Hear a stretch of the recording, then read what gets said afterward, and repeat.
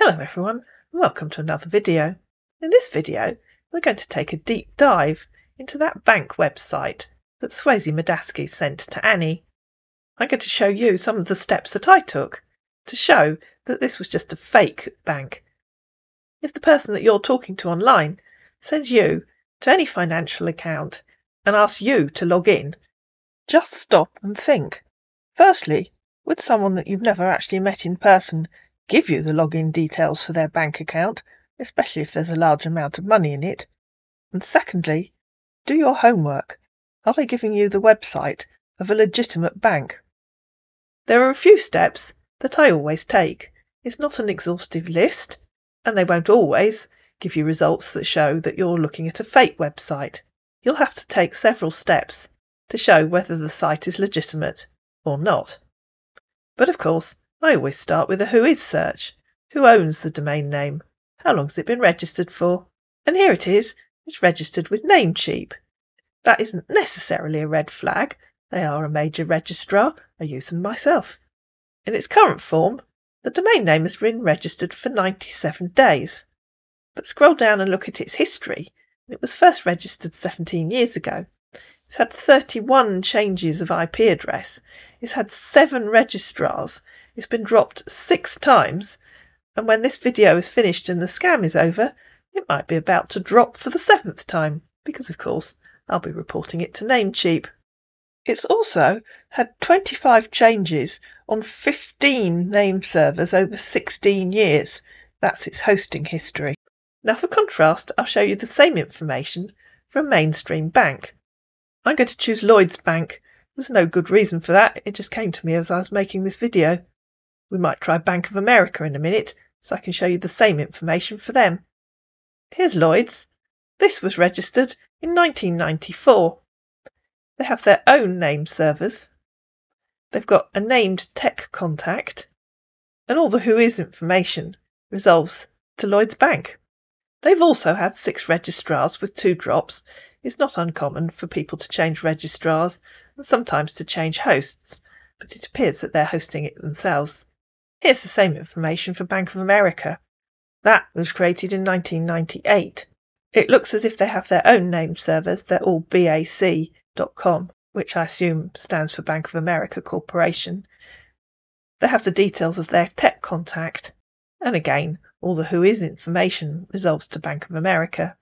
They've also had several changes of IP address. They've changed registrars 3 times, and they've changed hosting. As I say, that's not uncommon. I've personally changed hosts several times. I hope you can see the difference between the Whois information of a mainstream bank and the Whois information of this fake bank. Now let's go back to their website. Let's have a look at About. It tells me they have over 150 years of experience. It tells me they have regional offices in 59 markets and over 85,000 employees. They have a network of branches serving people and businesses in 150 countries worldwide, and they're traded on the LSE and HSE. So I would think if I Google them, I should find lots of information about them, wouldn't you? Let's Google BDELC. Okay, well, Google apparently can't find them. The top 2 results are scam warning websites. Now let's do something else that I often do. Let's put a sentence or 2 into Google. Let's try this bit. The bit about them having regional offices in 59 markets. And oh look, top result on there is Standard Chartered Bank. Standard Chartered Bank tell me that they have 85,000 employees. They have a presence in 59 markets, and their network serves customers in close to 150 markets worldwide. They're listed on the London and Hong Kong stock exchanges. Not exactly the same words, but somebody's copied those 2 sentences and just changed it a bit.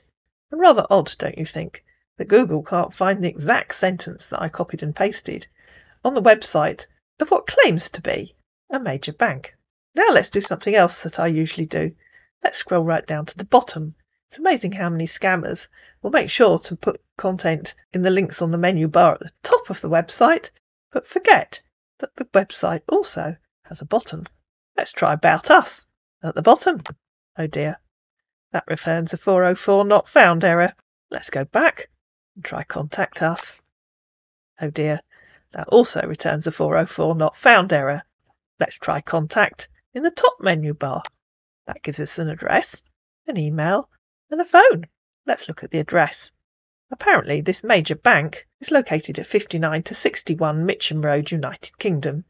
Firstly, all addresses in the United Kingdom have a postcode. But let's put 59 to 61 Mitcham Road into Google and let's look at it on Street View. Here it is. That's 59 to 61 Mitcham Road. It isn't the headquarters of a major international bank. It's a branch of Boots the Chemist. Now let's look at the phone number.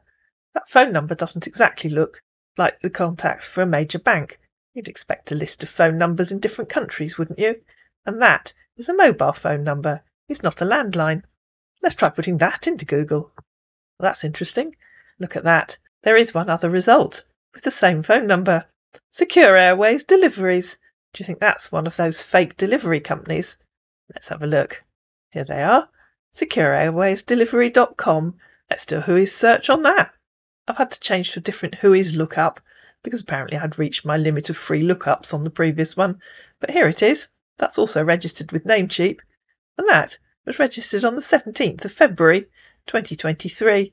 It's currently the 22nd. That was registered 5 days ago, presumably by the same group of scammers.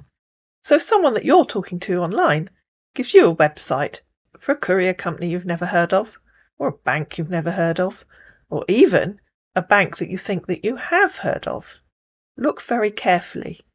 If you think you have heard of the bank, Google the bank. Is the web address that you've been given their genuine web address? And if it's a bank you've never heard of, or a courier company you've never heard of, do some of the checks that I do. Of course, another clue that this wasn't legitimate came from the scammer themselves. Would you give the login details for your bank account to somebody that you'd never even met?